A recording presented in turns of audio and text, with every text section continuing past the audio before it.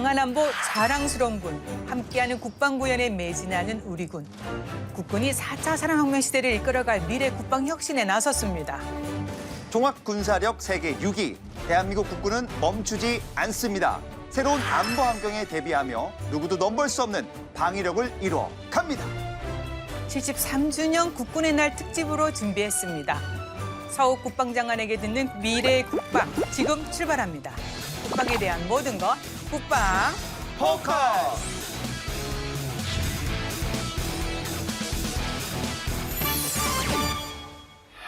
국군의 날 특집 국방 포커스, 대한민국 국방의 미래를 얘기해보는 아주 특별한 시간입니다. 앞서 소개해드렸지만 다시 한번 직접 국민 여러분께 인사 부탁드리겠습니다. 예, 안녕하십니까. 국방부 장관입니다. 오늘은 건군 제73주년 국군의 날입니다. 먼저 이 순간에도 지상, 해상, 공중에서 국토방위에 여념이 없는 국군 장병들에게 고마운 마음을 전합니다. 우리 군은 73년 동안 세계 6위의 군사력을 지닌 강군으로 육성되었습니다.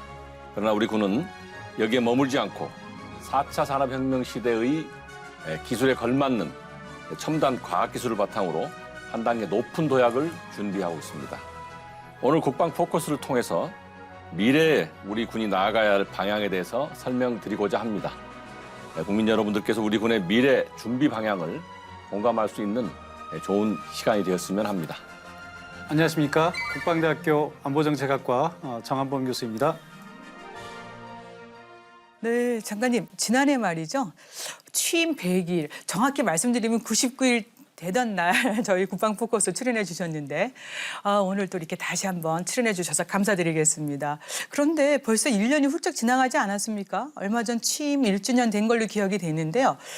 되돌아보면 어떻습니까? 굉장히 좋은 일도 있었지만 또 뭐 좋은 일만 있던 건 아니지 않습니까? 예, 교수님께서 말씀하시니 지난 1년의 그 세월이 주마등처럼 머릿속을 스쳐가는 듯합니다.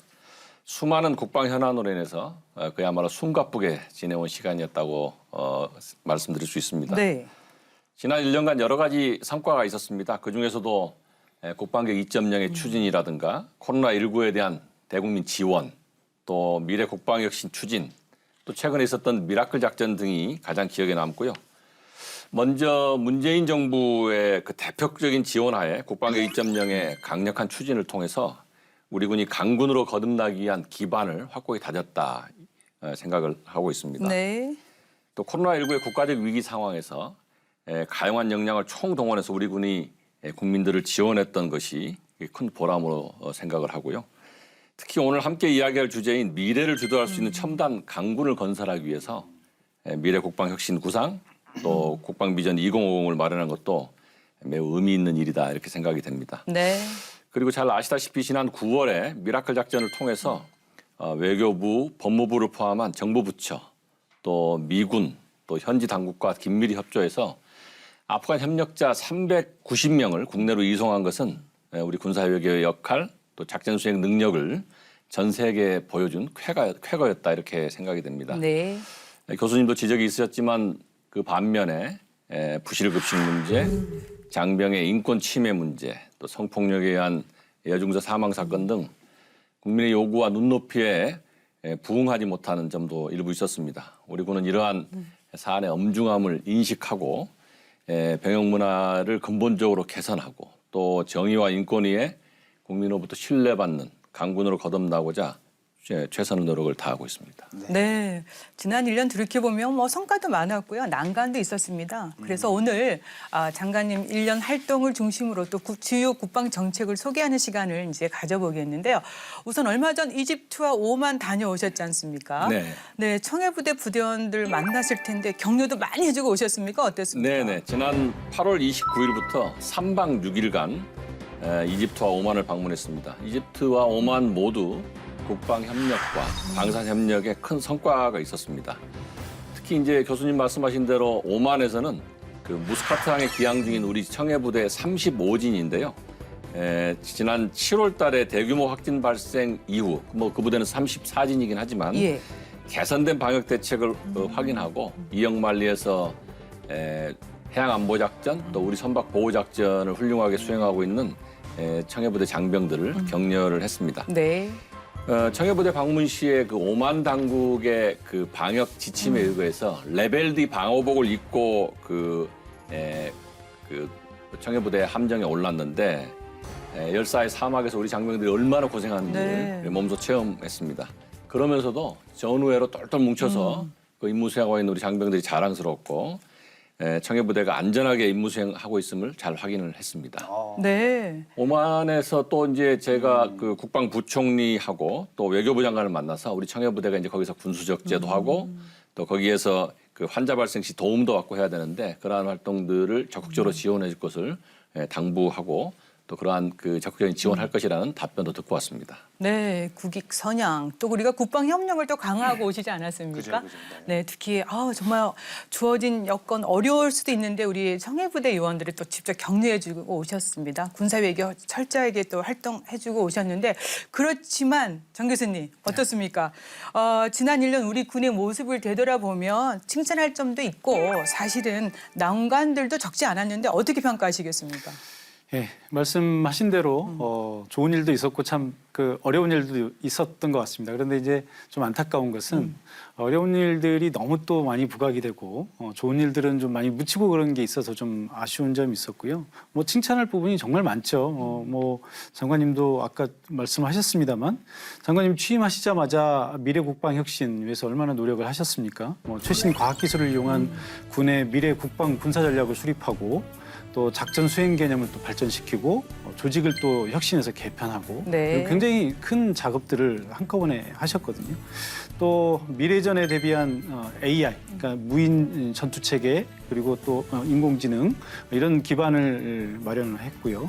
또 가까이 보면 지난번 아프가니스탄의 미라클 작전 이건 정말 전 세계가 부러워하는 이웃나라 일본이 얼마나 이걸 가지고 부러워하고 있습니까? 네. 또 코로나 상황도 한번 보시면 그동안 우리가 코로나를 얼마나 잘 극복하고 있습니까? 세계에서 뭐 가장 잘 극복하고 있는 나라 중에 하나인데 그 이면에 보면 이 그 방역이라든지 또 백신 수송 이런 것들 다 우리 군에서 맡아서 하고 있거든요. 거의 뭐 완벽하게 작전을 수행하고 있고요. 뭐 좀 아쉬운 부분이라고 하면 뭐 이제 언론을 통해서 많이 보도가 됐습니다만 국내 성폭력이라든지 이제 부실급식 이런 것들이 굉장히 부각이 됐는데 이런 문제들을 해결할 수 있는 어떤 방향을 제시하고 기틀을 마련하고 있다는 점에서 좀 앞으로 기대를 해보겠습니다. 네.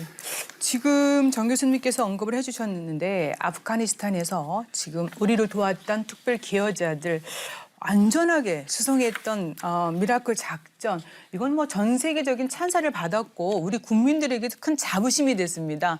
3단계 완전 작전 수송. 이거 작전명도 좀 남달랐잖아요. 네, 특별한 점이 있을 것 같은데 장관님 답변을 좀 듣고 싶습니다. 네. 네. 지난 8월 24일, 25일 그 이틀간에 실시된 미라클 작전은 말 그대로 기적 같은 작전이었습니다. 작전명은 이제 참모들과 이렇게 상의해서 이 기적이 곳곳이 있어야 된다라는 그런 생각으로 미라클이라고 지었는데요. 아프간이라는 그 전쟁 수행 중인 그런 국가에서 해야 되는 작전이고 또 위험을 동반하는 그런 작전이면서 이렇게 어렵고 위험한 작전이면 반드시 해내야 된다는 그런 그 절박감 속에서 임무 수행을 했다고 생각합니다. 우리 정부가 군을 도와줬던 아프간에서 이제 이 사람들은 인도주의적 차원에서 우리가 그 책임지고 구출을 하고 또 그들의 미래에 희망을 심어주고 할 필요가 있다는 우리 정부의 그러한 방침에 의해서 시행을 하게 됐고 아까 뭐 말씀이 있었지만 사실은 외교부에서 그런 소요가 나왔고요. 네. 외교부에서 그러한 이 인원들에 대해서 이제 카불 공항까지 이렇게 오게 해서 작전을 하자고 저희한테 제의가 됐고 저희는 그러한 제의를 받고 작전 구상에 착수를 해서 시행하게 됐는데요. 이번에 이제 이송된 분들이 아프간 현지 조력자 390명입니다. 네. 390명이고 이분들이 이제 우리 아프간 재건 시기에 우리가 참여했던 이 대사관 또 바그람 병원 또 직업훈련원 등에서 통역도 해주시고 네. 또 의사 임무를 수행해주신 이런 분들을 저희가 이제 그분들과 또 그분의 가족들을 이렇게 구출해오는 작전이었는데요. 지난달에 현지 조력자들이 이제 격리 생활을 마치고 네. 한국 생활에 첫 발을 내디뎠다는 그런 소식을 들었습니다. 기적을 이루고 한국에 무사히 도착한 만큼 대한민국에 잘 정착해서 행복한 삶을 누리실 것을 기대를 하고요. 많은 분들이 잘 알고 계시다시피 외교부에서 그 외교관들의 헌신이 우선 있어서 그분들에게 우선 감사드립니다. 왜냐하면은 카불 공항까지 이제 그 흩어져 있는 390명의 인원들을 모으고 또는 그렇게 카불 공항에 직접 개별적으로 오기가 어려우니 어느 일정 장소에 모이도록 다 연락을 하고 해서 버스를 대절해서 이렇게 오게 되었는데요. 그것이 이제 외교부 직원들 또 현지에 있는 그 대사관에 있는 그 직원들이 아니면 그렇게 이제 최초의 시행이 어려운 상황이었는데 그분들께 우선 감사드리고요. 네. 카불 공항의 인근에는 이제 사실은 뭐 여러 가지 폭발음도 있고 연기도 있고 맞아요. 그들이 갖고 있는 어떤 대공화학의 어떤 위협들도 있고 네. 뭐 그래서 저희가 고민을 많이 했습니다. 카불 공항에 사실은 저희들 그 공중급유 수송기 한 300명 이게 태울 수 있는 그 항공기를 그냥 거기에 착륙을 시키면은 아주 간편하게 태울 수 있지만 여러 가지 위험성 때문에 네. 별도의 작전 구상을 하게 됐고 그 인근에 이제 파키스탄 이슬라마바드 공항을 협조를 하게 됐고 예. 파키스탄에서 또 흔쾌히 이렇게 다른 여러 나라도 있었지만 우리한테 최우선권을 줘서 그 진짜 공항을 사용하게 해줬고 그 과정에 또 저희 이제 군 수뇌부들이 또 공군 총장끼리 통화도 하고 하면서 이제 협조를 얻어냈고요.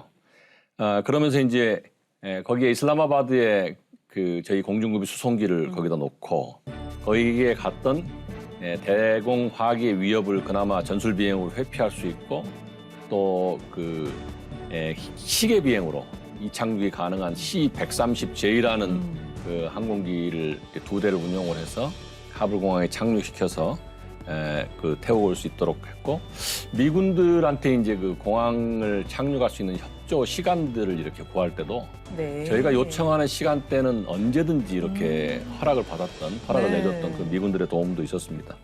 만약에 이제 그 현지 조력자들이 이제 거기에 또 들어오기가 어려운 상황이었다면 저희가 작전이 어려웠겠지만은 또 거기에 나가 있는 미군들이 거기에 버스에 14시간 동안 억류되어 있던 그 탈레반에서 억류되고 있던 그 버스를 탈레반 측하고 협상해서 네. 그 버스를 안으로 카불 공항 안으로 넣어줄 수 있게 예. 그렇게 해줬던 미군의 도움도 있었다고 말씀드리고 또 거기에 그 파키스탄 공항을 협조하고 전반적인 작전을 지원했던 그 파키스탄 무관 허진영 대령 같은 경우는 네. 그 기간 동안에 모친상을 당했는데 귀국하지도 않고 네. 작전을 계속했던 아주 그 숨은 그 공로자들도 있었다 이렇게 말씀드릴 수가 있습니다. 예. 뭐 외교부의 협조도 있었고 지금 솔직히 또 한미 동맹이 큰 기여를 하지 않았습니까? 예. 이 시간 통해서 또 미국의 어떤 중요성, 한미 동맹의 중요성을 또 부각하는 또 그런 설명이 된 것 같은데 어떻습니까, 장관님? 아까 잠깐 언급을 하였지만 미군 대대장의 도움, 그다음에 미 해병대원들이 네. 또 이제 검문 검색하는 과정 중에 저희 대원들하고 같이 또 어떤 불순 문제가 껴 있거나 이런 네. 측면을 도와주기 위해서 했고, 그다음에 이제 뭐 좀 안타까운 사실은 저희가 이제 그 인원을 통과시켰던 했던 애비라는 그 게이트에서 그 이틀 후에 저희는 8월 24일 날 거기를 통과시켰는데 네. 8월 26일 날 또 테러가 발생해서 거기에서 희생당했던 미군들에 대한 아픔도 있었습니다. 그 기적과 같은 작전이 끝나고 난 다음에 제가 그 서신을 그 오스틴 장관한테 보내서 네. 희생당한 미군에 대한 그 추모 또 거기에서 저희한테 도움을 줬던 그 미군들에 대한 어떤 칭찬, 감사 이걸 한꺼번에 담아서 서신을 보내서 네. 그 서신을 잘 받고 저희한테 다시 또 그런 훌륭한 작전을 수행해준 또 한 측에 오히려 감사하다는 그런 메시지도 전달을 받았습니다. 네, 그랬군요. 네, 정말 어려운 여건 속에서 기적을 만들어냈습니다. 지금 장관님께서 조목조목 미라클 작전에 대해 설명해 주셨는데 뭐 조금 더 간단하게 정리를 해주시면 어떨까 싶은데요. 성공 요인에 대해서. 예, 그 뭐 한 세 가지로 요약해 볼 수 있는데요. 네. 첫 번째는 완벽한 작전 계획을 수행하고 그 작전 계획대로 수행을 해준 우리 부대원들.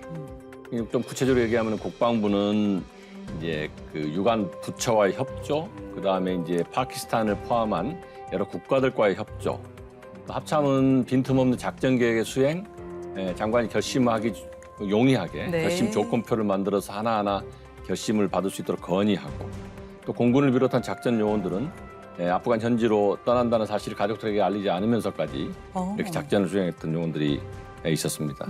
두 번째는 이제 그 파키스탄 당국을 포함해서 영공을 사용할 수 있게 허락해준 여러 국가들의 도움을 받았고 또 아프간 현지에서의 그 미군들의 도움, 그다음에 현지 안에 이제 그 공항 안에 그 터키 국가가 터키가 이제 그 숙식을 제공을 해줬습니다. 네. 그 사람들이 입에 달고 우리 형제 국가가 왔다. 네. 우리가 도움을 줘야 된다. 뭐 이런 얘기들도 있었고요.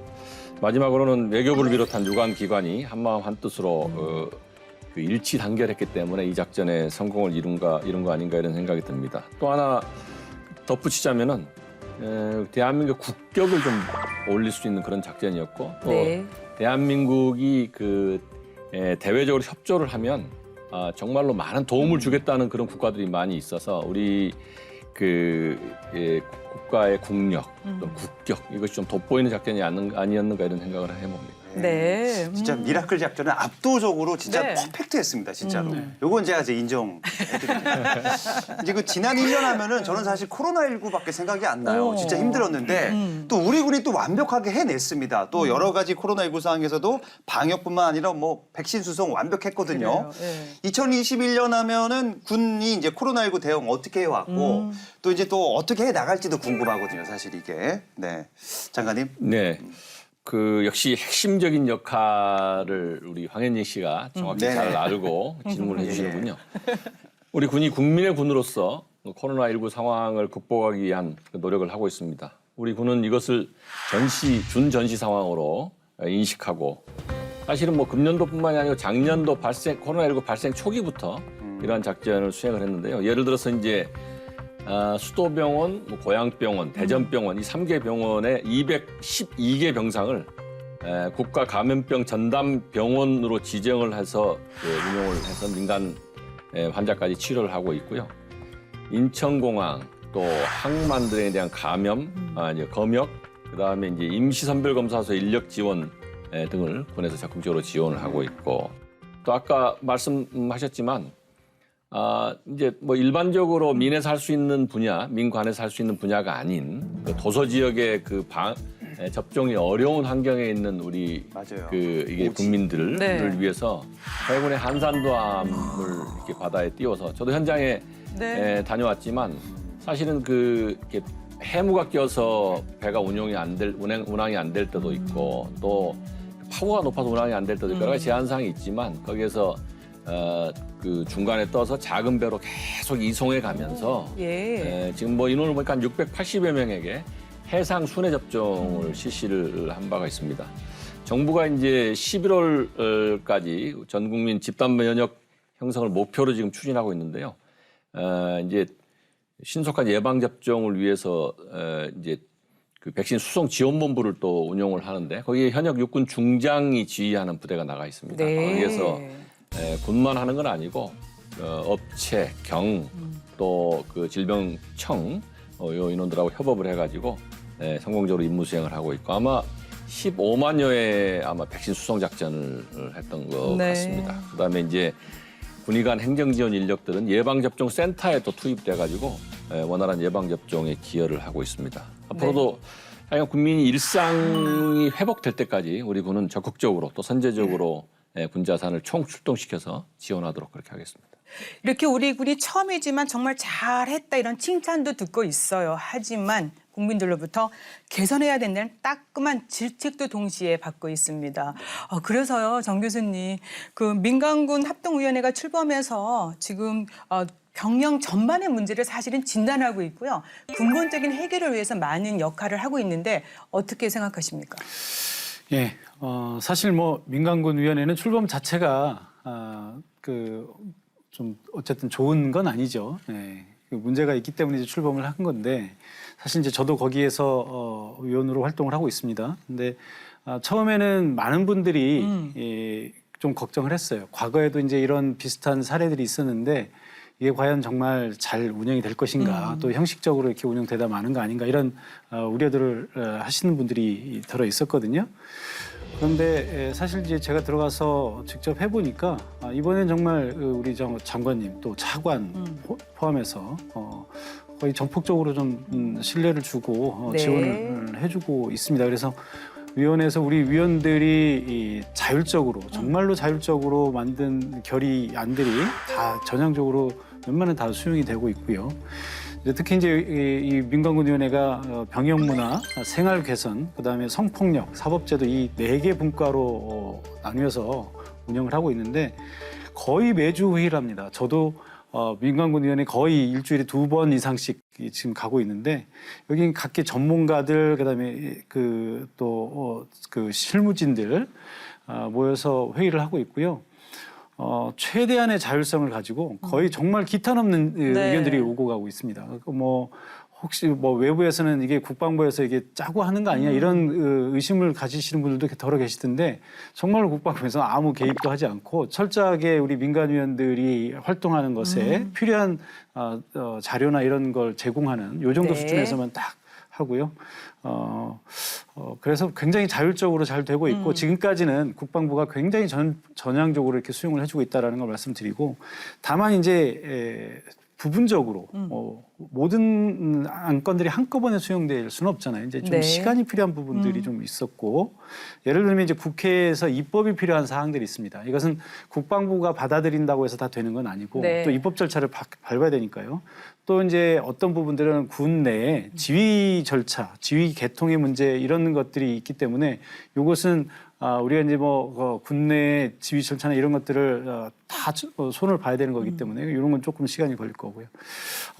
좀 그래도 어쨌든 이번에는 굉장히 성과가 많이 있었다고 보고요. 특히 가장 중요한 것은 우리 군 내부에 그리고 또 국민들 사이에서 우리 국방부가 열심히 노력하고 있다라고 하는 것 그리고 앞으로는 과거의 그 과오를 되풀이하지 않고 어떤 방향으로 나가야 되겠다라고 하는 그런 방향을 제시했다라고 하는데 큰 의미가 있었다고 생각을 합니다. 네, 민간군 합동위원회 이 활발하게 활동하고 있는데 국민들의 기대가 상당히 큽니다. 그러니까 구습이나 악습을 이참에 확 바꾸자 뭐 이런 노력이 진행되고 있는데 그렇지만 역시 국방부 스스로 이런 노력에 적극적이어야 되지 않을까 싶은데요. 장관님 어떤 자세를 임하고 계십니까? 뭐 교수님께서 잘 설명을 해주셨듯이 민간군 합동위원회가 여러 그 분야의 전문가들, 또 언론인들, 또 관계 부처에서 나오신 분들이 합동으로 기준은 하여간 국민과 장병이 체감할 수 있는 개선안을 도출하기 위해서 이제 구성이 되었는데요. 그동안 위원회 활동을 보니까 분과별로 열심히 위원회 활동을 하시면서도 현장도 방문하고 우리 장병들하고 간담회도 하고 네. 그렇게 하면서 이제 긴밀히 소통하면서 국민뿐만이 아니고 그 부대의 그 현실에 맞는 네. 그러한 방안을 도출하기 위해서 노력을 하고 계신 것에 대해서 굉장히 감사해하고 있습니다. 예를 들어서 군 인권 보호관 제도라든가 또 군내 성폭력 예방 및 대응 전담 조직이라든가 또 피해자 법률 조력 제도 뭐 이런 것 등등에 대해서도 저희한테 권유를 지금 하시기 위한 준비도 하시고 결론에 도출하기 위한 노력을 이제 막바지 하시는데 이런 부분에 대해서는 저희들도 많이 평상시에 생각을 해왔고 이것이 어떤 아까 교수님 말씀하셨듯이 입법 과정을 거치거나 아니면 국방부 내에서의 제도로 정착시키거나 하는 그런 후속 조치를 해야 될 사안들이 좀 있고요. 그다음에 하나 이제 군 급식 문제도 네. 다루고 계시는데요. 장병 선호도를 반영하기 위해서 과거와 달리 식단을 먼저 편성하고 그다음에 이제 그 식단에 따른 식재료를 조달하는 시스템으로 이제 바꿔보는 어떻게 군에 보면은 대변화가 이제 네. 일어나야 되는 것인데요. 이 부분에 대해서 좀 다루고 계셔서 여기에 힘을 받아서 저희가 노력을 하고 있고 또 사실 예산이라는 게 저희가 요구한 대로 늘 안 되지만 민간군 합동위원회에서 또 내년도에 급식비의 인상이라든가 이런 것도 국회 쪽으로 또는 기재부 쪽으로 힘을 네. 많이 실어주셔가지고 그 부분 역시 긍정적인 방향으로 개선되어 나가고 있다고 생각합니다. 많은 위원님들이 이렇게 노력을 해주고 계시는데 이번 기회에 신뢰받는 강군으로 거듭날 수 있도록 최선의 노력을 다할 생각입니다. 네. 네. 진짜 이거 뭐 진짜 성폭력하고 급식은 진짜 좀 신경을 좀 많이 썼으면 좋겠습니다. 결국 싸워 이기는 강군 건설을 위해서는 이제 선진 병역 문화 조성이 정말 시급히 이제 필요한데 오늘 이 얘기 들어보니까 이 시간이 단축될 것 같습니다. 장관이 하여튼 열심히 해주시길 또 기대하겠습니다. 예, 네. 그렇게 하겠습니다. 군이 이제 과거와 현재를 돌아보고요. 또 혁신 노력과 함께 중요한 것이 미래 국방을 어떻게 할 것이냐 이 문제입니다. 그래서 이제 지금부터는 첨단 과학기술군을 도약하고 있는 우리 군의 미래 국방 혁신에 대해서 얘기 나눠보겠습니다. 우선 추진 배경을 좀 듣고 싶은데요. 정 교수님, 지금 4차 산업혁명 시대에 우리 군 지금 앞서가지 않으면 뒤처진다는 뭐 어떤 이런 위기의식이 지금 작용하지 않았나 싶은데 미래 국방 그 혁신 구상 그리고 추진을 어떻게 평가하시겠습니까? 과거에는 우리가 이제 전장이라고 하면 육군, 뭐 땅에서 싸우고 또 해군, 바다에서 싸우고 공군, 하늘에서 싸우고 네. 이렇게만 생각을 했는데 이제는 그런 차원이 아니라 우주에서 싸우고 또 눈에 보이지 않는 가상 공간에서 싸우고요. 또 전자기전이라고 해서 우리가 가지고 있는 모든 전자제품을 한꺼번에 파괴시킬 수 있는 뭐 이런 새로운 전장 영역들이 생겨났어요. 그러니까 당연히 우리의 그 군의 대비 태세도 다 바뀌어야 되지 않겠습니까? 그런데 지금 뭐 여러분 다 아시겠지만 그 기술의 진보라고 하는 게 기술의 변화라고 하는 게 굉장히 빠르죠. 과거에 10년이 걸려서 변화될 것들이 요즘은 1년이면 변해요. 지금 1년, 2년만 방심을 하면 거의 뭐 국제사회에서 낙오되는 이런 그런 시대에 살고 있습니다. 그래서 이런 그 신기술을 우리가 그때그때 따라가지 않으면 우리 군이 강군으로 거듭날 수 없고요. 그다음에 또 다른 변화 요인들도 있습니다. 보면 우리 사회가 지금 우리 군뿐만이 아니라 우리 사회가 안고 있는 가장 큰 문제는 인구 감소예요. 우리는 아시다시피 지금 뭐 북한이라고 하는 적을 두고 있고 주변이 다 강대국들로 둘러싸여 있지 않습니까? 우리가 60만 대군을 유지할 수 없어서 이제 50만으로 줄였는데 이 50만마저도 지금 유지할 수 없는 상황으로 지금 네. 치닫고 있어요. 그래서 이런 그 인구 환경 또 기후 같은 이런 새로운 재난 네. 요즘 보셨습니다만 보건 이런 코로나 바이러스 같은 이런 보건 환경 뭐 이런 새로운 위협들이 우리 사회에 계속 등장하고 있는 거죠. 우리 군이 이런 과거에 그냥 총을 쏘고 싸우는 이런 군대가 아니라 이런 새로운 위협에 새로운 전장 환경에 적응하는 그런 군으로 거듭나야만 되는 이런 상황에 처해 있고요. 너무나 다행스러운 것이 그래서 이제 우리 군이 미래 국방 혁신을 추진하고 있다라고 하는데 참 굉장히 이 적절한 대응이었다고 이렇게 생각하고 있습니다. 이 대목에서 영진 씨 네네. 질문이 있으시죠? 맞아요. 저출생으로 해서 인구가 좀 줄어들고 그러니까. 있어요. 그군 구조 개혁도 필요한데 가장 핵심이 미래 국방 혁신 이거 빨리 해야 될 거라고 생각이 들거든요. 우리 장관님이 취임사 때 이런 얘기를 했습니다. 제가 적어왔어요. 미래를 주도할 수 있는 국방 역량을 구축하겠다라고 했는데 약속 이거 지키고 있습니까, 장관님? 역시 황영민 씨는 아리까리 하는 분에 지금 이렇게 하셨어요. 만만하신 분이 아니에요. 아무나 예, 예. 국방 개그만 하는 게 아닙니다. 네. 자, 어떻습니까? 이게 제가 지키기 위해서 최선을 다하고 있습니다. 네. 예. 진화라는 것은 뭐 어제의 상황이 오늘하고 다르고 오늘 상황이 내일하고 다르기 때문에 아까 정 교수님 말씀해 주셨지만 그러한 스텝 바이 스텝으로 이렇게 하나하나 진화해 나가야 된다는 생각을 늘 염두에 두고 지휘를 하고 있습니다. 이제 국내외 안보 환경이 녹록지가 않은 것이 사실입니다. 네. 이제 북한의 그 핵미사일 능력 역시 지속적으로 고도화되고 있고 또 사이버 위협 수준도 아주 그 세계적인 수준인 것이죠. 국내적으로는 지금 언급들이 있으셨지만 병역 자원의 급감, 맞아요. 또 국방 예산과 국방 자원에 대한 효율적인 운용이 필요하다는 어떤 국민적 요구가 있는 것이고요. 또 미중을 비롯한 주변국들 상황을 보면 사이버, 전자, 우주 뭐 분야까지 전부 전장 영역을 확대시키고 있고 또 AI, 드론, 로봇 등 첨단 과학 기술을 군에 이제 접목시키고자 국가적 역량을 집중하고 있고 또 그 이러한 모든 상황들을 이렇게 종합해 보면 우리 군이 현재 머물러서는 절대 되지 않는다 이런 위기의식을 바탕으로 미래를 주도하기 위해서 미래 국방 혁신을 구상을 하고 이를 추진하고 있는 것입니다. 네. 저희가 그 한 5가지 분야의 중점을 정해가지고 하는데요. 우선 아태 지역의 안보 위협에 대응할 수 있도록 국방 전략, 또 작전 수행 개념을 발전시켜야 된다는 생각. 그다음 두 번째는 이제 미래전의 게임 체인저로서 드론과 로봇, AI 등의 분야, 특히 이제 유무인이 될 수도 있고 무인 체계가 될 수 있는데 이런 것 등의 국방의 전 분야에 접목시키는 것이고. 세 번째는 이제 민간의 신기술을 군에 그 들여옴과 동시에 군의 소요를 또 민간에 창출을 해주고 최근에는 군의 그 이렇게 발전된 기술, 군에서 발전시킨 기술도 산업화 시켜 나가는 노력도 네. 같이 해 나가야 된다는 생각. 또 네 번째는 이를 위해서 국방부 조직이 좀 그 미래를 향한 조직으로 좀 개편이 필요하고 국방 기획관리 체계 역시 조금 네. 보다 먼 미래를 바라보고 일을 할 수 있는 체계가 필요하다고 생각을 예. 합니다. 다섯 번째는 이제 이러한 모든 것 등이 국방의 리더십의 인식에 이 뒷받침돼야 된다는 생각에 미래 전략 환경, 국방과학기술 혁신을 주도할 수 있는 인재 개발 이것도 관심을 갖고 추진을 해 나간다고 말씀을 드릴 수가 있겠습니다. 좋습니다. 네, 지금 장관님께서 이제 어떤 추진 목표 이제 말씀해 주셨는데 그걸 조금 더 세분해서 질문을 좀 드리고 싶습니다. 제가 들어보니까 큰 틀에서는 이제 우리 국방의 이제 미래를 계획하고 새로운 변화를 꾀하고 있는데 특히 그 미래전 대비해서요 작전 수행 개념을 정립해가는 노력 이 부분에 대해서 국민들이 많은 관심이 있을 것 같은데 그 부분을 네. 좀 더 강조해 주시겠습니까? 예, 우리 군은 국방의 이제 미래를 기획하고 국방 정책과 이제 군사 전략을 발전시켜 나가는 것이 미래 강군 건설을 위한 필수 과업이라고 생각을 하고 있습니다. 네.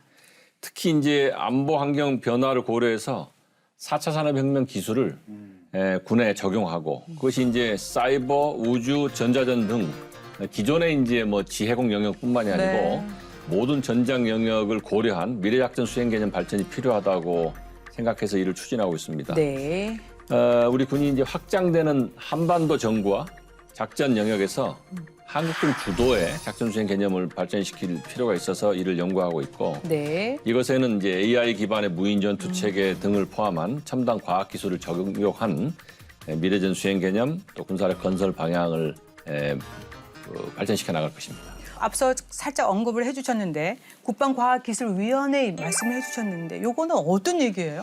네, 국방과학기술위원회는 이제 곧 신설될 예정인데요. 네네. 우선 그 위원회에서 국방과학기술에 대한 전반적인 정책을 수립하고 미래 신기술에 대한 국방의 어떤 지원을 담당을 시킬 겁니다. 장관이 위원장이 되고 합참, 각군본부, 또 방사청, 카이다, ADD 등 주요 지휘자를 거기에 위원으로 할 것이고요. 네. 민간 자문위원도 거기다가 편성을 하였습니다. 위원회는 기존에 이제 방위사업추진위원회라고 하는 소위 방추위에서 수행했던 국방과학 기술의 기본 계획을 거기서 심의하고 또 국방 AI 추진 전략 또 무인 체계 발전 등을 포함한 국방 연구개발 진흥 정책도 거기서 다루게 될 것입니다. 네. 그런데 이제 그 최근에 이제 이러한 국방부의 노력을 그 정부에서 알고 네.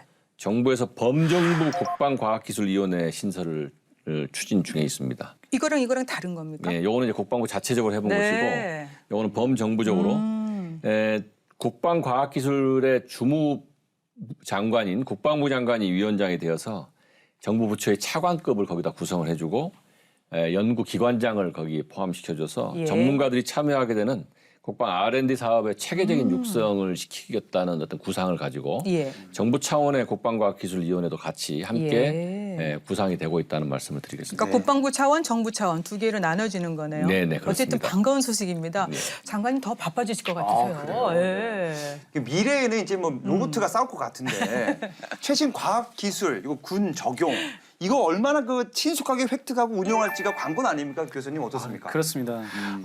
지금 이제 첨단 시대이기 때문에 전쟁도 첨단 무기들로 하는 거거든요. 이런 그 첨단 무기들을 얼마나 잘 빨리 습득하느냐가 사실은 우리 군의 능력 이것을 이제 나타낸다고 할 수 있겠는데요.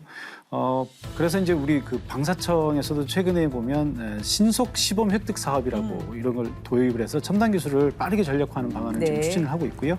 그다음에 ADD에서도 국방 미래도전 기술 개발 사업이라고 해서 국방 혁신 기술 획득을 위해서 이제 노력을 하고 있습니다. 뭐 그 우리 군에서 이제 그 외에도 그 앞으로 우주 시대, 사이버 시대에 대비해서 사유 사업이라고 군 전용 정찰 위성을 이제 도입을 하고 있고요. 그다음에 초소형 위성 사업도 지금 추진하고 있습니다. 아까 네. 장관님도 말씀하셨는데 우리 군에서 이제 군이라고 하는 것은 물론 안보라고 하는 굉장히 중요한 일을 하고 있지만 기본적으로 보면 모든 게 이제 소비의 개념이거든요. 예. 그런데 군에서 하는 것들이 소비로 끝나는 것이 아니라 우리나라 산업을 이끄는 생산으로 전환되는 이런 역할들을 할 수 있는데 이제 이런 것들이 바로 이제 위성과 같은 이런 것들이에요. 그러니까 초기에 군에서 이런 소요를 제기를 해주면 이것을 바탕으로 해서 민간의 우주 산업이 발전할 수 있고요. 이것이 이제 향후에 미국의 스페이스X 같은 그런 민간 우주 산업이 발전할 수 있는 이제 토대가 되는 거죠. 이걸 이제 우리가 이제 뉴스페이스라고 하는데 이런 국방이라고 하는 게 단순히 소비로 끝나는 게 아니라 국가 발전 전체에 기여하고 있다라는 거 말씀드리고요. 또 이제 다른 한편에서는 첨단 무기를 획득하는 것이 중요하니까 이제 기계에만 너무 집중할 수 있는데 결국은 기계도 이제 사람이 운영하는 맞습니다. 것이고 네. 사람을 얼마나 잘 다루느냐 하는 게 굉장히 중요하다고 봅니다. 그래서 첨단 기술을 이해하고 또 이런 취득 절차를 간소화하는 거 이건 굉장히 중요한 과제라고 할 수 있을 것 같습니다. 네, 우리 장관님 미래 업무 이거 추진하려면 전담 조직 딱 만들거나 조직 개편 강하게 해야 되거든요. 쉽지 않은 일인데 우리 장관님 어떻게 좀 생각하시는지. 네. 제가 황영희식을 좋아하는 게 바로 이런 부분입니다. 그렇죠. 제가 고민하는 것을 그대로 찝어내시는 아주 훌륭한 능력을 갖고 계시는데 사전에 두 분이 짜신 거 아니에요? 아니 네네. 사실은 연락을 안 했습니다. 연락 안 했는데요. 예. 그동안 AI와 드론 로봇 등 무인 관련 업무들을 제가 참모총장 할 때도 하고 있었고 각 네. 군에서는 그런 노력을 해왔는데 사실상 국방부 차원에서의 종합적인 컨트롤 타워는 좀 부족했다고 느꼈고요. 네. 또 장관 취임해서 그 부분을 유심히 들여다보면서 또 소위 그 각 군에서 잘 하고 있는 부분을 좀 담아줄 수 있는 그릇이 국방부 차원에서 있어야 된다. 이런 얘기를 참모들한테 하면서 조직 개편을 지금 서서히 해나가고 있습니다. 사실은 예. 국방부라는 조직 개편이 정부 부처의 조직이기 때문에 네. 항상 이제 순증이 되거나 이러긴 좀 어렵지만 그 안에서 이제 노력을 하고 있는데요. 먼저 국방부 내에 무인체계 TF를 신설을 해서 운영을 하면서 기반을 우선 닦았고요. 예. 그다음에 이제 그러한 과정 중에 국방개혁실이 미래지향적인 업무를 할 수 있겠다 이런 생각으로 미래 국방 업무를 전담할 수 있도록 국방개혁실을 개편을 했고, 했구나. 네. 그다음에 이제 개혁실 안에 이제 AI 무인 체계들을 이제 거기서 이제 다룰 수 있도록 임무 전환을 시키면서 4차 산업혁명 신기술을 군에 들어올 수 있도록 거기에 임무를 줬습니다. 그래서 명실상부하게 장관의 최고 기술 경영자 CTO 역할을 수행할 수 있도록 명확하게 임무를 줬고 사실은 아실지 모르겠지만은 우리 이제 국방개혁실장을 제가 취임 초기에 과기부 관료를 받아다가 과기부. 그 실장으로 임명을 해놓은 상태이기 때문에 이 업무에 누구보다 전문가이고 제가 그 예견을 하면서 네. 개혁실장을 보직을 시켰다 이렇게 성견지명. 요즘 인정. 요즘 그것에 대해서 명확하게 그 자부심을 느끼고 있습니다. 잘하셨습니다. 그리고 정책실이 이제 전반적인 그 국방 정책 전략 업무를 다루는 네. 그 브레인 역할을 좀 해주는 것인데 그 조직은 이제 금년 12월에 개편을 완료해서 두 축입니다. 하나는 개념 구상을 하고 해나가는 정책실과 네. 전반적인 과학기술을 다루면서 그를 접목시켜주는 어떤 개혁실이 두 개의 축으로 안보환경 변화에 맞는 역할을 충실히 해줄 것으로 기대하고 있습니다. 네.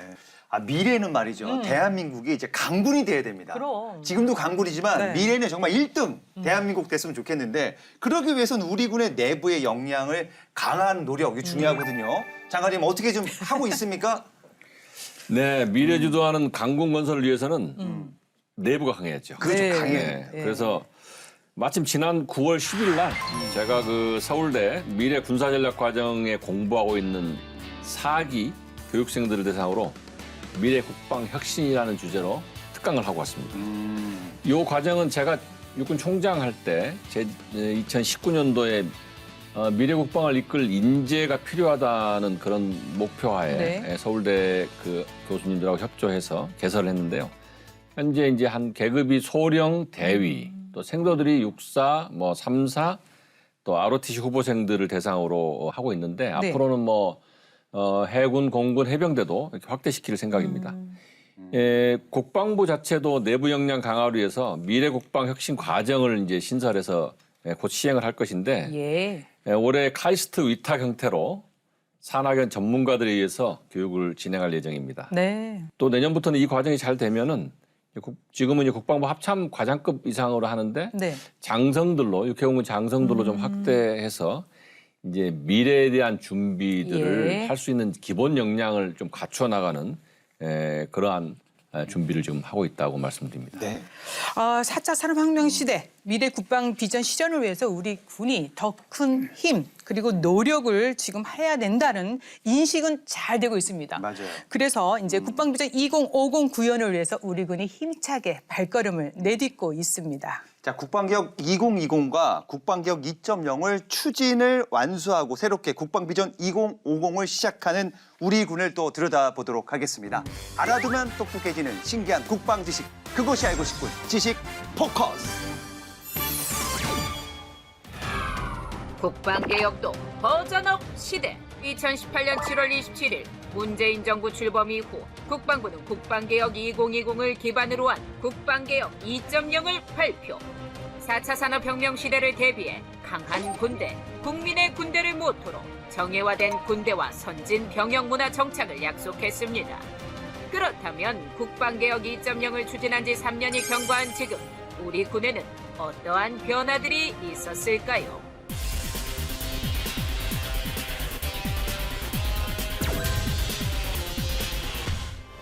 첫째, 군 구조가 개편됐습니다.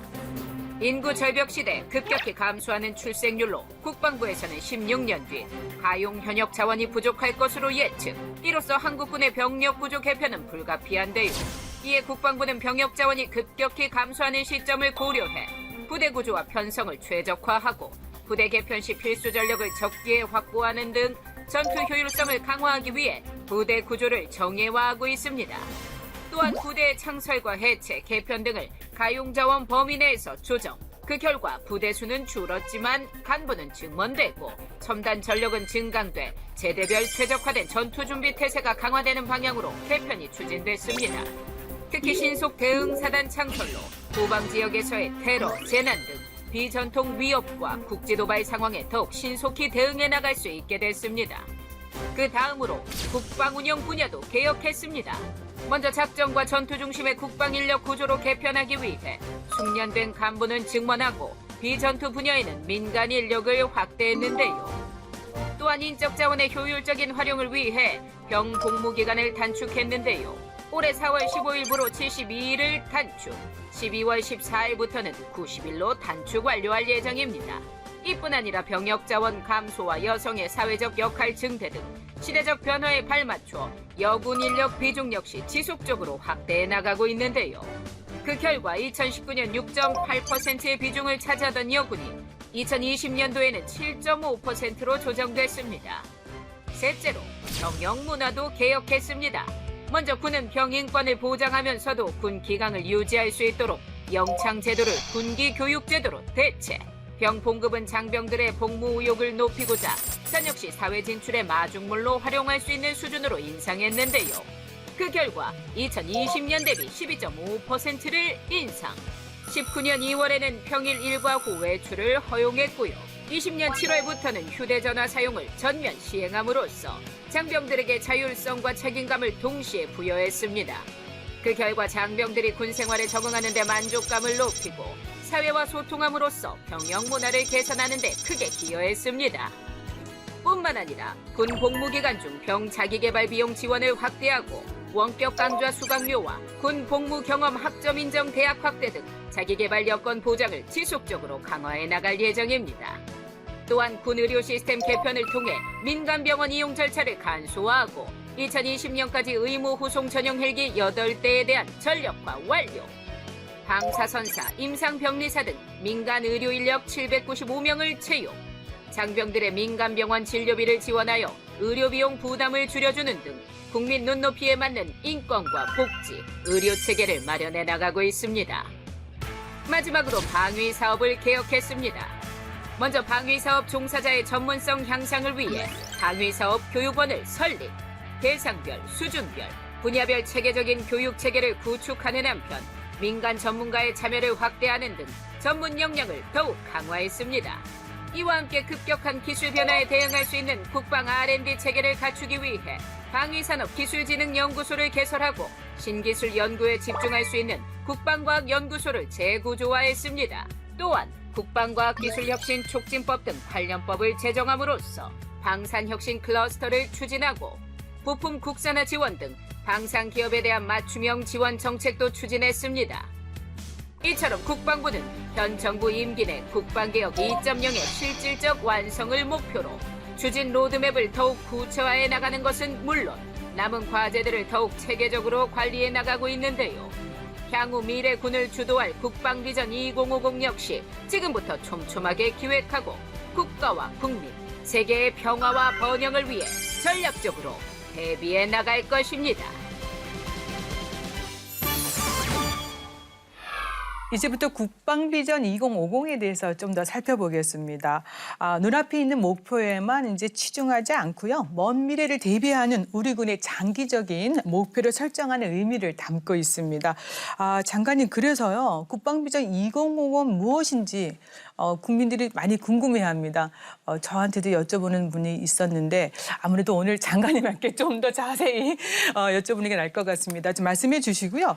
그리고 이거 왜 시작했냐? 지금 2020년대를 얘기하는데 왜 30년 후를 얘기하느냐? 이런 얘기 이제입니다. 그러니까 좀 답변해 주시기 바랍니다. 예. 예, 국방비전 2050은 목표 년도가 2050년입니다. 네. 2050년도에 국방 구성원들이 염원하는 국방 목표와 가치를 담은 미래 국방의 청사진을 나침반 같은 역할도 같이 하는 것이죠. 네. 지금까지 우리 국방부는 국방 기획관리 체제가 F+15년까지 통상 그 미래를 기획하고 대비를 해왔는데요. 미래의 급속한 변화를 선제적으로 대비하기에는 15년이 좀 짧다는 의견들이 많아서 네. 이제 제가 총장할 때도 그렇고 대략 각군 본부는 2050년, 49년 뭐 이렇게 45년 이렇게들 하고 있습니다. 그래서 현 국방관리 기획 체계를 넘어서서 F+16년부터 30년에 대한 변화를 전망하고 대비를 해야 되겠다는 생각을 했고요. 지금 돌이켜보면은 30년 전에 2021년은 뭐 교수님도 말씀 있었지만 공상 과학 영화에나 나올 법한 미래였지만 사실 엄청 빠른 속도로 저희한테 다가왔거든요. 예. 그때의 그 상상했던 그 미래, 우리는 지금 현재 살고 있는 것이고요. 그래서 먼 미래를 지향하고 또 각군에서 아까 말씀드렸던 그 연도하고의 어떤 그 일치성 예. 그런 것까지 포함해서 국방비전 2050을 추진하게 되었다고 말씀드리고 이러한 국방비전 2050은 국방부와 각군이 미래를 준비하는 노력의 노력의 준비의 일치성을 유지하고 네. 또 방향성을 일치시키고 현재 업무와 미래 업무 또 더 먼 미래 업무를 균형 발전시키는 핵심적인 매개체 역할을 할 것이라고 생각합니다. 그런데 이제 우리가 미래를 예측하기가 쉽지 않잖아요. 그렇죠. 미래 어떤 변화가 일어날 것인지를 미리 짐작해서 이제 계산도 해야 되고 어떤 결과가 나올 것이냐 뭐 이런 예측도 해야 되고 또 그에 따른 연구도 있어야 되겠는데 정 교수님 어떻게 생각하십니까? 어떤 결론에 나오기 위해서는 과정도 중요하지 않습니까? 그렇습니다. 네. 그냥 뭐 2050을 뭐 몇 사람이 만나서 그냥 뚝딱뚝딱 이렇게 하는 건 아니고요.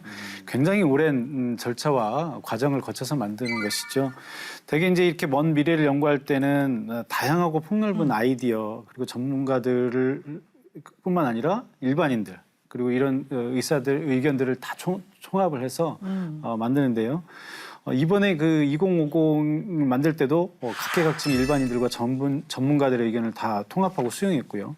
또 내부적으로는 육해공군의 비전서를 만들었던 부분들을 주축을 해서 국방 TF를 이제 국방부에 만들었고 또 외부로는 카이스트나 뭐 국방대학교 카이다 같은 이런 전문 연구기관들에서 연구 용역도 발주를 했고요. 또 설문조사를 통해서 일반 장병들의 의견도 수렴을 했고 국민들의 의견도 수렴을 했습니다. 또 군 경험이 있는 전직 국방장관들이라든지 참모총장들 그리고 연합사 부사령관들 이분들의 의견도 수렴을 하고 해서 이게 굉장히 폭넓은 의견들을 수렴해서 종합적으로 만들어진 그런 것이라고 생각하십니다. 그랬군요. 그런 숨은 노력이 있었습니다. 그럼요. 네. 2050년 이제 국방이 맞아야 될 이제 미래 이거를 보고 일단 우리가 국방 비전을 수립해야 될 텐데 교수님 이 미래의 세계 어떻게 변화할지 우리 국방이 미치는 이 영향 어떻게 좀 보시는지 궁금합니다. 네.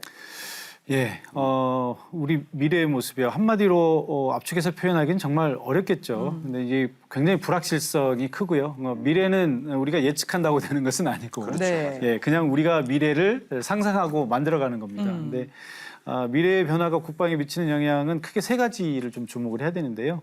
하나는 정치 안보 정세가 어떻게 변화할 것인가. 뭐 주변국들 문제도 있고요. 북한 문제도 있고요. 어떻게 변할 건지 고민을 해야 되고요.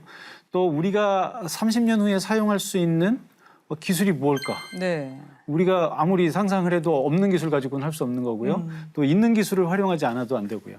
그래서 과학기술의 발전을 봐야 되고 그다음에 이제 우리를 둘러싸고 있는 사회와 자연 환경을 평가를 해야 됩니다.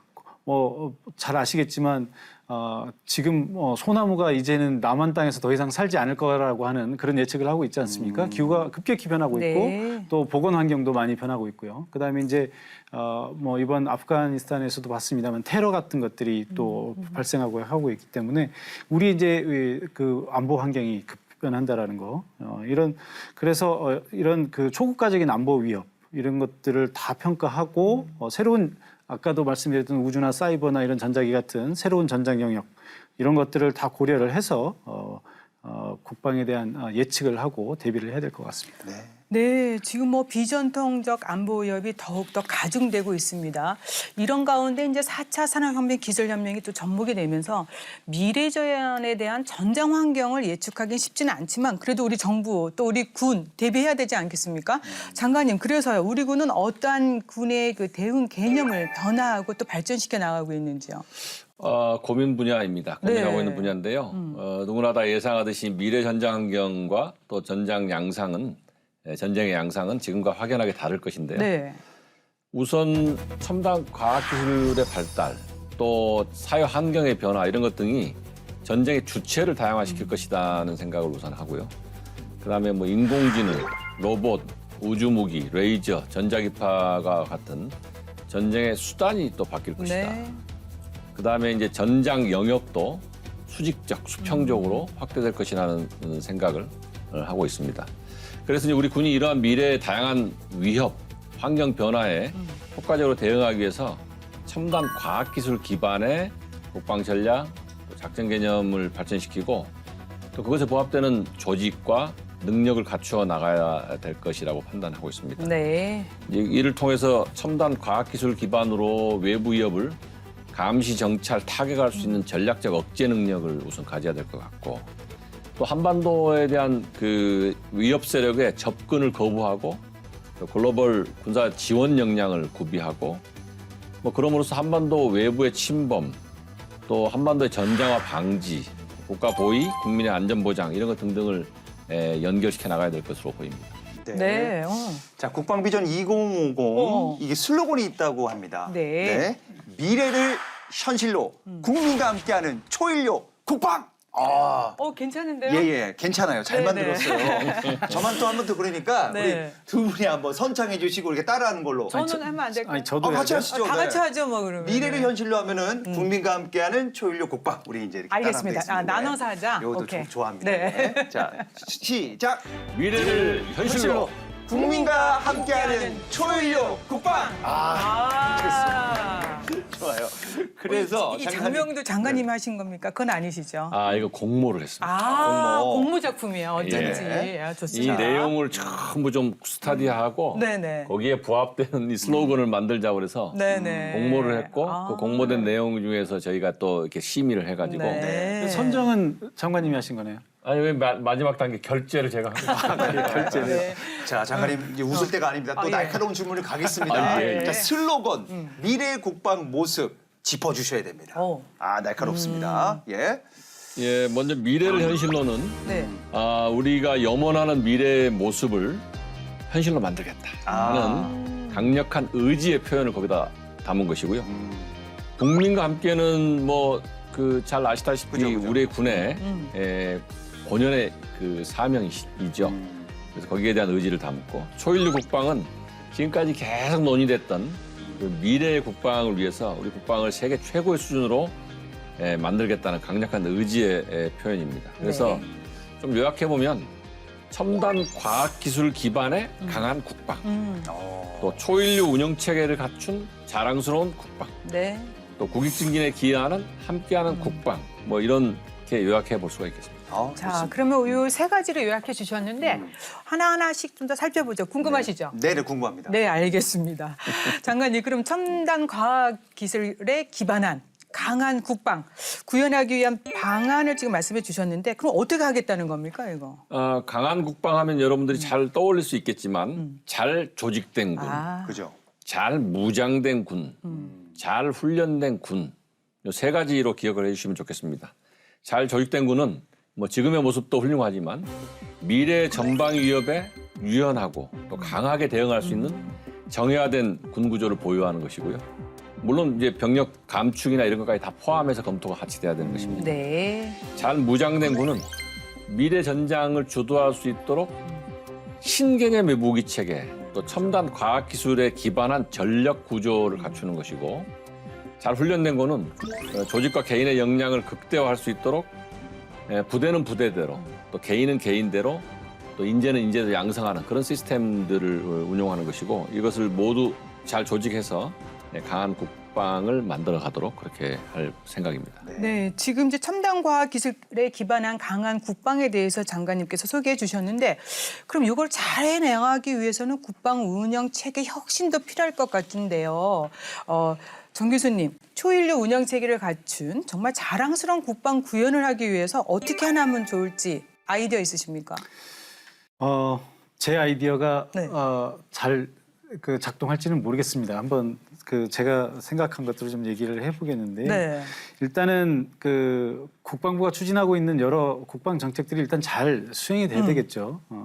그 중에서 이제 제일 중요한 것이 아마 새로운 시대에는 국민의 눈높이에 맞는 군의 문화를 만드는 것, 이게 가장 중요하지 않을까 싶습니다. 그러니까 다른 모든 하드웨어가 잘 조직이 돼 있더라도 이 소프트웨어가 제대로 작동하지 않으면 네. 이게 무용지물이거든요.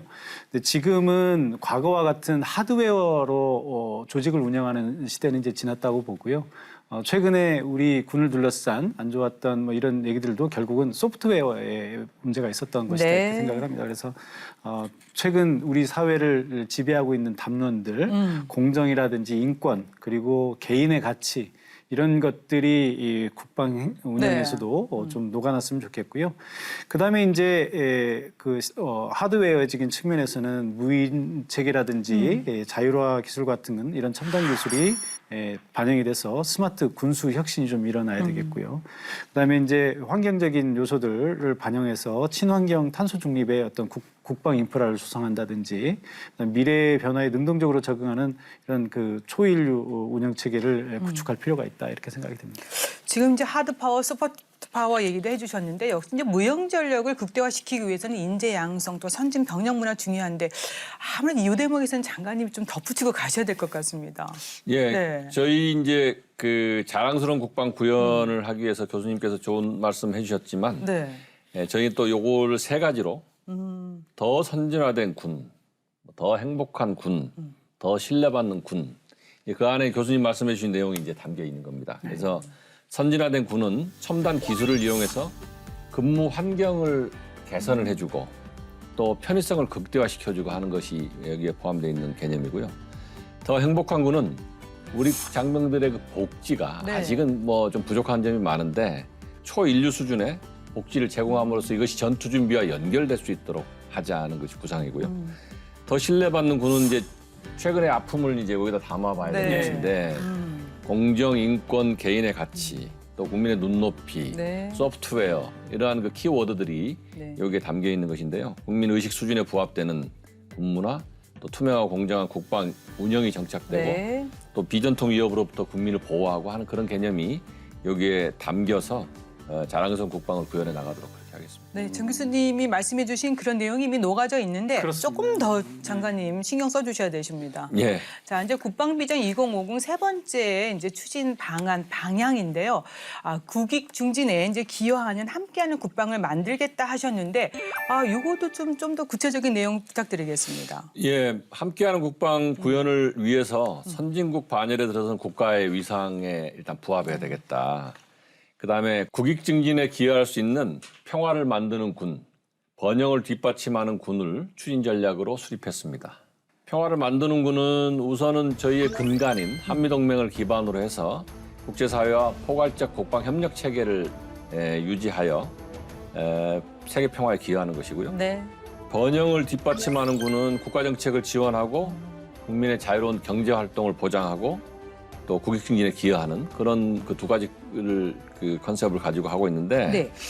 이러한 차원에서 국방부가 2012년부터 매년 개최하고 있는 서울안보대화가 금년 그 10회째를 맞았고 네.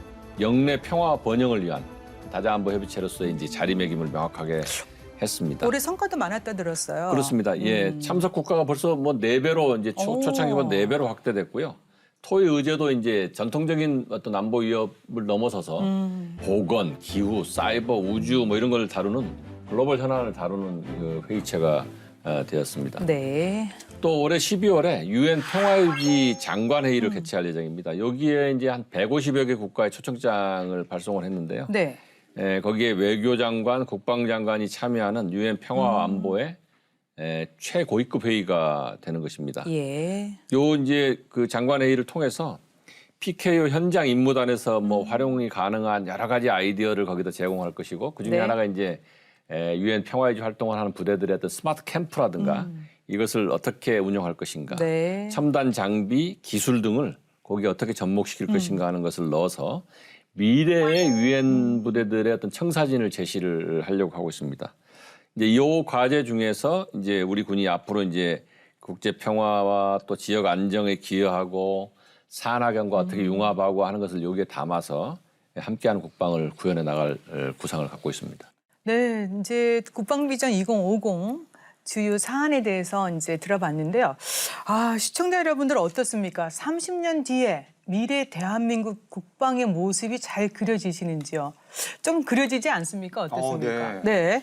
아, 그래서 이제 정 교수님, 네. 이 국방비전 이제 2050도 잘 수행해야 되고 또 요 앞서서 우리가 설명한 미래 국방 혁신도 잘해야 되는데 아, 이런 점은 꼭 한번 부탁드리고 싶다. 또 당부 드리고 싶은 얘기 있으면 좀 말씀 부탁드리겠습니다. 뭐 워낙 잘 하시고 계셔가지고 제가 뭐 당부드릴 게 별로 없습니다. 이게 뭐 그렇지만 이제 그럼에도 불구하고 네. 좀 이런 부분들은 조금 관심을 가져주시면 네. 좋겠다라는 게 이제 뭐냐면 그 어떤 개혁을 하다 보면 이제 현재 안목에서 뭐든지 판단을 가는 수가 있어요. 그런데 그것보다는 좀 이제 미래 시각에서 미래 이 계획이 완성되는 시점에서 전장 환경이든지 국제 환경, 정치 안보적인 환경들이 어떻게 변화될 것인가 이런 것들을 좀 고려를 하는 것이 중요할 것 같고요. 네.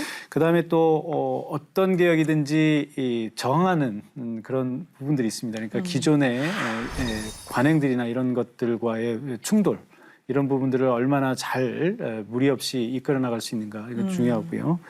마지막으로는 이 모든 것들이 결국 첨단 기술도 그렇고 다 모든 것들이 기술과 기계인 것 같지만 사실은 사람의 문제라고 하는 것. 그래서 이 개혁 과정에서 절대로 사람을 놓치면 안 된다. 네. 사람이 가장 중요하다라고 하는 것. 그 부분을 좀 당국자들께서 좀 항상 염두에 두셨으면 좋겠다는 생각입니다. 네, 4차 산업혁명을 기반으로 한 첨단 과학기술군 발전.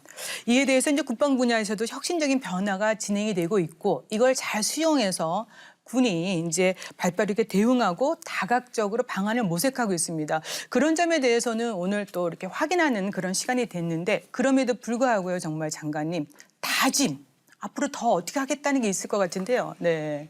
예, 뭐 잠깐 언급을 하였지만 이제 현재 하고 있는 이 국방의 튼튼한 태세, 네.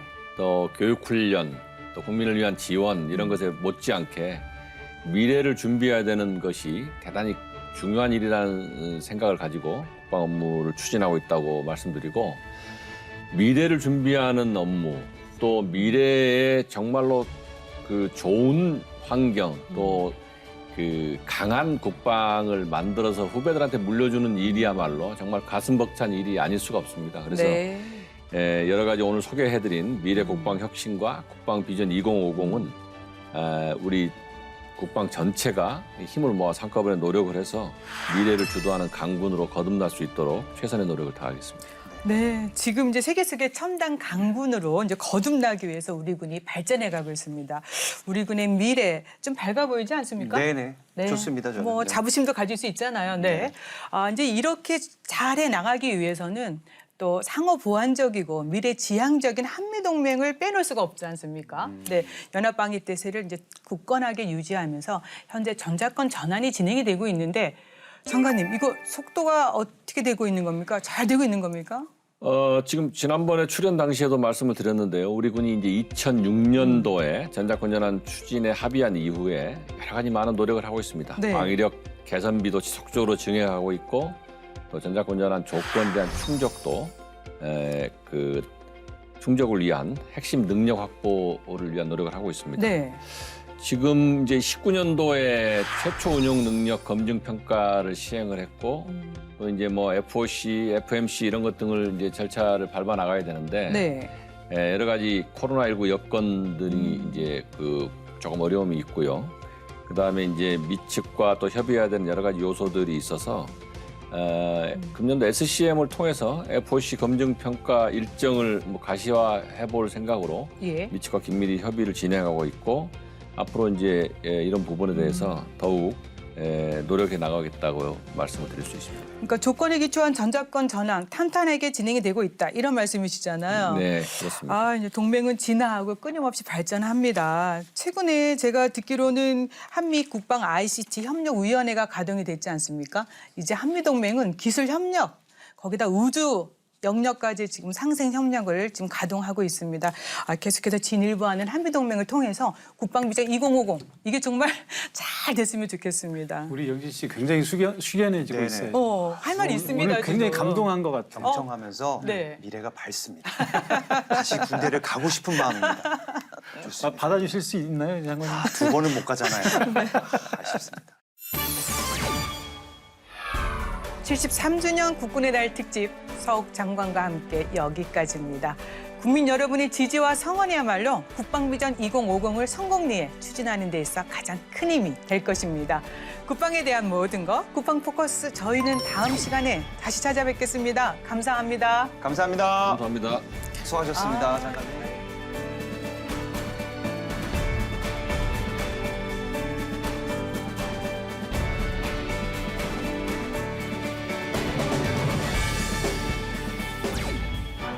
오늘 국군의 날을 맞아 정말 어려운 여건 속에서도 부여된 임무를 완수하기 위해 정성과 책임을 다하고 있는 우리 국군 장병들과 국방가족 여러분들에게 감사한 마음을 전합니다.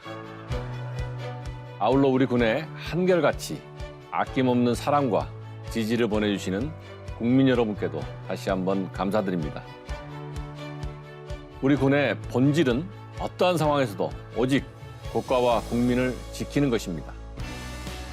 이를 위해 우리 군은 앞으로도 전방위 안보 위협에 대비한 튼튼한 국방태세를 확립하고 국방개혁 2.0과 미래 국방혁신 구상 추진을 통해 미래를 주도할 수 있는 강한 군대를 건설해 나갈 것입니다. 아울러 강한 힘으로 한반도 비핵화와 항구적 평화 정착을 위한 정부의 노력을 지원하며 강한 안보, 자랑스러운 군, 함께하는 국방을 적극적으로 구현해 나갈 것입니다. 국민의 요구와 기대에 부응하는 신뢰받는 강군으로 거듭날 것을 약속드리면서 국민 여러분께서도 언제나 우리 군을 믿고 따뜻한 지지와 성원을 보내주시길 부탁드립니다. 감사합니다.